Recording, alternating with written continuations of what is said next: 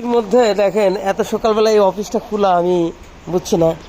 আর রমজান ভাই রাতে ছিলেন নাকি এখানে? ভাই ছিলাম না, প্রচুর বৃষ্টি, মানে অটোর জন্য দাঁড়ায় আছে, মনে করেন যে আরো মানে অনেকক্ষণ দাঁড়াতে দেরি করতেছি।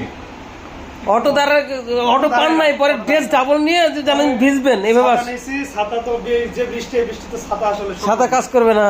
পরে ড্রেস ডবল করছি, মানে আর একটা ব্যাগের মধ্যে করে পলিথিন মোড়াই নিছি, আর এই যে এই ড্রেসটা আমি পরে আসছি, দুটোটা ভিজে গেছে। দেখছেন এই সময় ড্রেসটা চেঞ্জ করতে সেই সময় আপনি আসছেন, প্যান্টটা কোনো পরি নাই। প্যান্ট পরেন। দেখেন এই হচ্ছে চাকরি। হ্যাঁ, একজন চাকরির প্রতি যদি তার একটু দয়া মহব্বত বেশি থাকে তাহলে কি অবস্থায়। বৃষ্টির মধ্যে ডিলার তো আসেই নাই, ডিলারের লোকজন তো আসেই নাই। বৃষ্টি মনে হয় এমন বৃষ্টি, হ্যাঁ রাস্তা তিনটা রাস্তা চেঞ্জ করে আসলে অটোতে চড়ছি, মানে পানি কোমর পর্যন্ত। অটোওয়ালা বলতেছে যে ভাই এখানে যাওয়া যাবে না, আমার মোটর কেটে যাবে।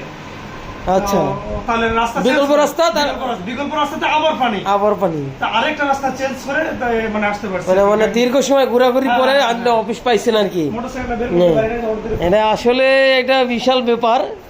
যারা কর্মকে ভালোবাসে, সেলসকে ভালোবাসে, জবকে ভালোবাসে, তাদের জন্য এটা একটা শিক্ষণীয় ভিডিও। দেখেন আজকে এত বৃষ্টি হচ্ছে, এই বৃষ্টির মধ্যেও এখনো বৃষ্টি পড়ছে।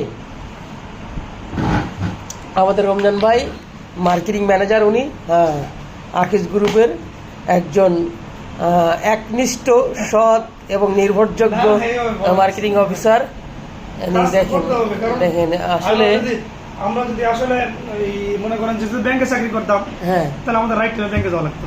অবশ্যই। যদি আমরা টিচার হইতাম, অবশ্যই স্কুলে রাইট টাইমে যেতে হইতো। যদি আমি ডক্টর হইতাম, আমাকে রাইট টাইমে আমার হসপিটালে যাওয়া লাগতো। জি, তাহলে আমার এটা যেহেতু আমার একটা কর্ম, আমি এখানে কেন রাইট টাইমে আসবো না? তারপরে তো আমার লেট হয়ে গেছে, আমি 8:30টার মধ্যে পয়েন্ট আসি, আজকে আমার 9টা পার হয়ে গেছে। আচ্ছা, এই প্রতিকূলতার কারণে। যাক রমজান ভাই, আপনার থেকে আপনার থেকে শিক্ষা পাই। হ্যাঁ, এবং সবার শিক্ষা নেওয়া উচিত। কাজ অন দ্য টাইমে করতে হবে, বৃষ্টি হোক বাদল হোক, এগুলো যারা ডেডিকেটেড তাদের জন্য এগুলো কোনো ব্যারিয়ার না। এটি হচ্ছে ভিডিওর উদ্দেশ্য ছিল।